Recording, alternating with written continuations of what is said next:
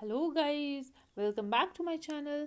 आज हम political science का एक इम्पॉर्टेंट टॉपिक पढ़ने जा रहे हैं जो हमारे UGC NET SET C U C E T and J K P S C +2 lecture exam के लिए यूज़फुल होगा। हमारा जो टॉपिक है that's the debate on the decline of political theory. Political science में एक ऐसा फेज़ आने लगा जब ये कहने लगे कि पॉलिटिकल थ्योरी में जो पॉलिटिकल थ्योरी का डिक्लाइन हो गया। अब पॉलिटिकल थ्योरी की हमारी पॉलिटिकल साइंस में कोई इंपॉर्टेंस नहीं है।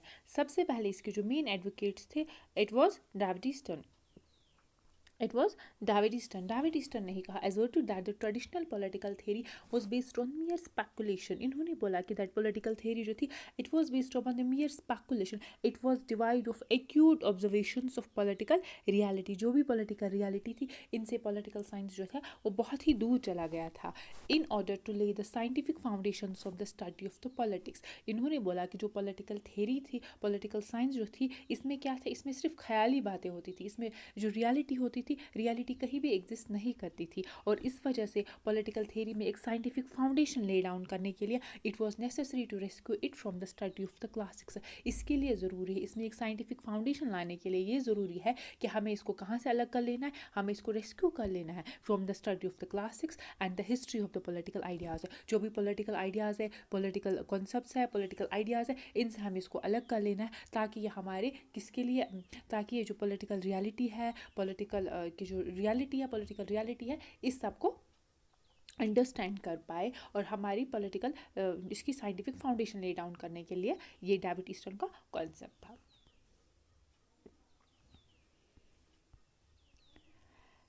Easton therefore appealed for building up a behavioral political science closer to other social sciences to take its due place in the decision making process. तो ईस्टन ने क्या कहा, डेविड ईस्टन ने बोला कि हमें पॉलिटिकल साइंस में क्या लेना है, हम इसमें बिहेवियरल पॉलिटिकल साइंस इंक्लूड कर लेना है ताकि ये क्या, ताकि इसकी भी एक अपनी प्लेस हो जाएगी किसमें, डिसीजन मेकिंग प्रोसेस में। क्योंकि पॉलिटिकल साइंस जो है, जो भी मतलब डे टू डे लाइफ में जो भी प्रॉब्लम्स होती थी, जो भी उनमें से पॉलिटिकल साइंस जो है उसका कोई भी रोल नहीं होता था। It was only related to ideas वाइडियाज़ के साथ। इसी वजह से पॉलिटिकल थ्योरी का डिक्लाइन जो है ये हो गया। He believed that values represent the individual or group preferences related to the social conditions in which these are developed. इसने बोला ये जो वैल्यूज़ होते हैं, वैल्यूज़ क्या होते हैं, वो सिर्फ और सिर्फ ग्रुप प्रेफरेंस होती है, वो हर एक इंडिविजुअल या ग्रुप की प्रेफरेंसेस होती है। Contemporary society would evolve its own value system from its own experience and the insights. और मतलब हर एक सोसाइटी जो है वो धीरे धीरे अपने खुद के वैल्यूज़ जो है वो खुद ब खुद इवॉल्व कर लेते हैं। Political scientist should focus only on building the causal theory to explain the political behavior. David Easton का यही मानना था कि पॉलिटिकल साइंस जो है वो सिर्फ और सिर्फ क्या डेवलप कर लेना चाहिए, वो एक कैजुअल थ्योरी डेवलप कर लेना चाहिए। कैजुअल थ्योरी मतलब काज एंड इफेक्ट, हम किसी चीज़ का काज जो है वो फाइंड आउट कर लेते हैं और उसके बाद हम उसका इफेक्ट जो है तभी हमें पता चल जाता है इसका इफेक्ट क्या था। डेविड ईस्टन का यही मानना था कि पॉलिटिकल साइंस जो थी ये किस पे एम्फेसाइज कर लेनी चाहिए, ये कैजुअल थ्योरी पे एम्फेसाइज कर लेनी चाहिए।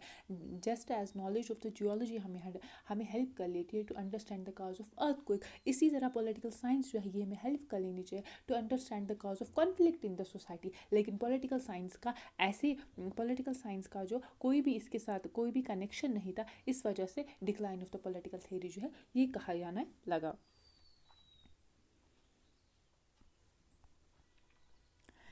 नेक्स्ट थिंकर आ गए एल्फर्ड कॉबडन का पेपर था decline of the political theory. ये पेपर आपको याद रख लेना है इसका, क्योंकि ये आपको एग्ज़ाम में आने का चांस है। Decline of the political theory, Alford कॉबलन ने अपनी book decline of the political theory में क्या कहा था, that political theory has lost its significance in the capitalist as well as the communist system. कि पॉलिटिकल थ्योरी ने अपनी सिग्निफिकेंस ख़त्म हो गई है, इसकी सिग्निफिकेंस कैपिटलिस्ट सिस्टम में भी और कम्युनिस्ट सिस्टम में भी इसकी जो सिग्निफिकेंस है पॉलिटिकल थ्योरी की वो ख़त्म हो गई है।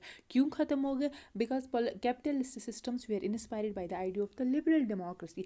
क्योंकि कैपिटलिस्ट सिस्टम जो थे वो किससे इंस्पायर हो गया था, वो लिबरल डेमोक्रेसी से इंस्पायर हो गया था. On the another hand the communist system was characterised by a new form of the party organisation and the rule of the small oligarchy. Capitalist system में भी पॉलिटिकल थ्योरी की significance खत्म होगी, क्योंकि वहाँ पे क्या इमर्ज होगी, वहाँ पे लिबरल डेमोक्रेसी इमर्ज हो गई. लिबरल डेमोक्रेसी हमने बहुत बार पढ़ा होगा दैट जिसमें इंसान को फ्रीडम ऑफ द इंडिविजुअल्स को freedom of speech and expression होती है, फ्री एंड फेयर इलेक्शंस होती है, इंडिविजुअल राइट्स की ज़्यादा परफॉर्मेंस, ज़्यादा प्रेफरेंस दी जाती है. और कैपिटलिस्ट सिस्टम में इसका इमर्जेंस हो गया, जिसकी वजह से पॉलिटिकल थ्योरी का डिक्लाइन हो गया. और दूसरा कम्युनिस्ट सिस्टम में भी इसका डिक्लाइन हो गया. क्यों इसका डिक्लाइन हो गया था? क्योंकि वहाँ पे एक new form of the party organisation, या फिर वहाँ पे किसका रूल आ गया, स्मॉल ओलिगार्की का रूल आ गया था. Political theory has taken the back seat under these systems. इन दोनों सिस्टम्स में पॉलिटिकल थ्योरी ने क्या ले लिया, एक बैक सीट ले लिया.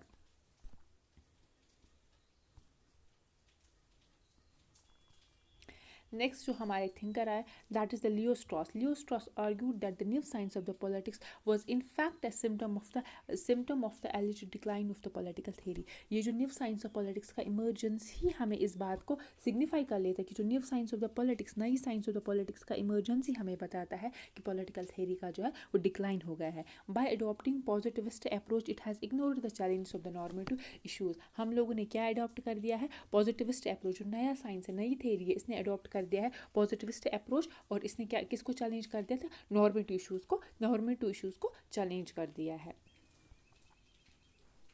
डैंटी Germino, two causes of the decline of the political theory. Dante Germino हमें बताता है कि द पॉलिटिकल थ्योरी का जो डिक्लाइन हो गया उसकी दो मेन रीजंस है. First is rise of the positivism. Positivism एक फिलोसफी है जो बोलते हैं कि that only that knowledge is the true that is gain through the sensory experience. जिस चीज़ को भी हम देख पाते हैं, जिस चीज़ को हम देख पाते हैं, हम फील कर पाते हैं, जो सेंसरी एक्सपीरियंस के जरिए, जो हमारी आंखों के सामने जो भी चीज़ है, बस वो वाली नॉलेज जो है वो रियल है. आइडियलिस्टिक नॉलेज जो है, ऐसी कोई भी नॉलेज जो है वो रियल नहीं है. ये पॉजिटिविज्म का कहना है. The prevalence of the political ideologies culminating into the Marxism. जितने भी पॉलिटिकल आइडियोलॉजीज है वो धीरे धीरे किस में कल्मिनेट हो रही है, मार्क्सिज्म में कल्मिनेट हो रही है. ये दो मेन रीजंस दे दिए decline of the political theory के. किसने दिए थे? डैंटी जर्मनी ने. अब हम यहाँ पे थोड़ा कंक्लूड कर लेते हैं कि हमने क्या पढ़ दिया. सबसे पहले हमारे पास थे डेविड ईस्टन ने हमें बोला कि दैट वहाँ पे पॉलिटिकल थ्योरी जो है वो वो बहुत दूर चली गई है. किससे? पॉलिटिकल रियलिटीज़ से. वो पॉलिटिकल रियलिटीज़ से बहुत दूर चली गई है, इसलिए हमें इसमें बिहेवियर रिवोल्यूशन की ज़रूरत है. हो गया था फर्स्ट. एंड सेकेंड वन कि हमारे पास था डैंटिनी जर्मनो. इसने बोला कि दैट दो रीजंस हो गए थे. एक तो राइज ऑफ द पॉजिटिविज्म हो गया, and the second reason is all the ideologies are culminating into Marxism. Ideologies जो है वो किस में कल्मिनेट हो रही है, वो मार्क्सिज्म में कल्मिनेट हो रही है. ये दो रीजंस है decline of the political theory का. और एक थिंकर हमने पढ़ा इसमें,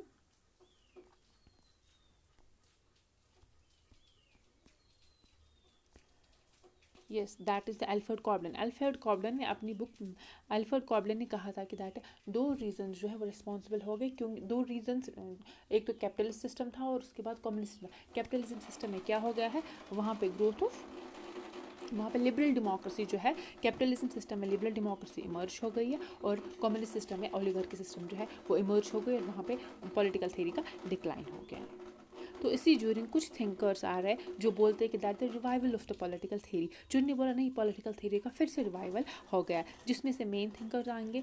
सबसे पहले हो गया John Rawls, C B Macpherson, Christine Bay, Robert Nozick, Herbert Marcuse, Jurgen Habermas, Alsader Maclellan and Michael Walzer have revived the grand traditions of the political philosophy. इन सारे thinkers से, चाहे जॉन रॉवल्स था, चाहे मैकफर्सन था, क्रिस्टियन अबे था, Robert Nozick, इन लोगों ने रिवाइव कर दिया पॉलिटिकल थ्योरी की ट्रेडिशंस को. इन लोगों ने पॉलिटिकल फिलोसफी को, फिर पॉलिटिकल साइंस क्या है? पॉलिटिकल साइंस है एम्पिरिकल स्टडी, जो कि हम साइंटिफिक इन्वेस्टिगेशन है. पॉलिटिकल फिलोसफी क्या है? जिसमें वैल्यूज़ है, जिसमें कॉन्सेप्ट्स है. पॉलिटिकल फिलोसफी के ट्रेडिशन को इन लोगों ने रिवाइव कर गया. Germino suggested that in order to understand the new role of the political theory, it was imperative to identify it with the political philosophy. जर्मनो ने बोला कि हमें in order to understand, अगर हमें political philosophy का नया रोल, political theory को understand कर लेना, इसके लिए हमारे लिए क्या ज़रूरी है? हमें political philosophy को understand कर लेना.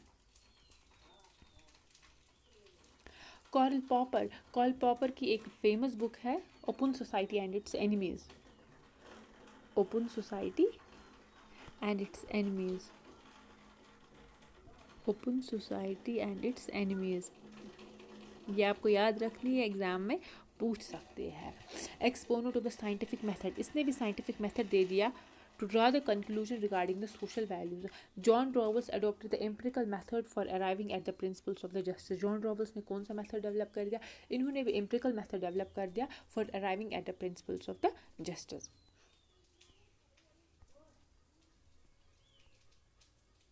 C.B. Macpherson attacked the empirical theory of the democracy propounded by the Joseph Schumpeter and the Robert Dahl and advanced his own theory of the democracy. Joseph शैम्पर की जो थ्योरी ऑफ डेमोक्रेसी है, इसको C.B. Macpherson ने criticise कर दिया और उसने अपनी own theory of the democracy जो है वो दे दी। Herbert Marcuse and Jurgen Habermas, इन लोगों ने भी have shown strong empirical insight in their critical analysis of the contemporary capitalism. It is now held that political science like other social and natural sciences enables us to strengthen our means, but we will have to resort to the political philosophy to determine our ends. Political science जो है इसके लिए हमें political science like other social and natural, बाकी social and natural sciences की तरह हमें ये क्या एनेबल कर लेता है कि हम अपने मीन्स को स्ट्रेंथन करें और हम रिजॉर्ट करें टू द फिलोसफी. मीन्स हम लोग कौन सा यूज़ करें? पॉलिटिकल साइंस वाला, ताकि हमारा एंड जो है वो हमारे एंड्स को डिटरमाइन करेगी philosophy. Means and ends are interdependent, hence the political science and the political philosophy play the complementary role in the social science. Means and ends जो है वो इंटरडिपेंडेंट है, हम मीन्स को अलग नहीं कर सकते, एंड्स को अलग नहीं कर सकते, ये दोनों इंटरडिपेंडेंट है. Political science and political philosophy जो है मीन एंड एंड की तरह एक्ट कर लेते हैं और ये दोनों इंपॉर्टेंट है किसके लिए? For understanding the political, for understanding the social life. तो लास्ट में हम एक रिवीजन कर लेते हैं. हमने आज क्या पढ़ा? Decline of the political theory. इसमें से मेन प्रोपोनेंट है सबसे पहले डेविड ईस्टर्न. डेविड ईस्टर्न ने बोला पॉलिटिकल साइंस का डिक्लाइन हो गया क्योंकि इसमें क्या थी? It was divide of the acute observations of political reality. तो डेविड ईस्टर्न ने बोला इसमें किस चीज़ की ज़रूरत है? बिहेवियरल पॉलिटिकल साइंस की. Alfred Cobban decline of the political theory में कहता है कि that political theory has lost its significance capitalist system में भी, कम्युनिस्ट सिस्टम में भी, क्योंकि कैपिटलिस्ट सिस्टम में हमने लिबरल डेमोक्रेसी जो है वो आ गई है और कम्युनिस्ट सिस्टम में रूल ऑफ द स्मॉल ऑलिगार्क आ गया. लियो स्ट्रॉस ने बोला कि that the new science of the politics, जो इमर्जेंस आ गया new science of the politics का, इट इटसेल्फ इंडिकेट्स कि दैट वहाँ पे decline of the political theory हो गया है. एंड डेंटी जर्मनी ने हमें दो रीजन दिए थे. एक तो राइज ऑफ द पॉजिटिविज्म हो गया, second one is the prevalence of the political ideologies. फिर लेकिन revival of the political theory की हमने बात कर दी, जिसमें जॉन रॉवल्स, फर्स्ट C.B. मैकफर्सन हो गया, Robert Nozick, Herbert Marcuse, Jurgen Habermas, Michael Walzer, इन लोगों ने दे दिया, इन लोगों ने रिवाइव कर दिया पॉलिटिकल फिलोसफी को.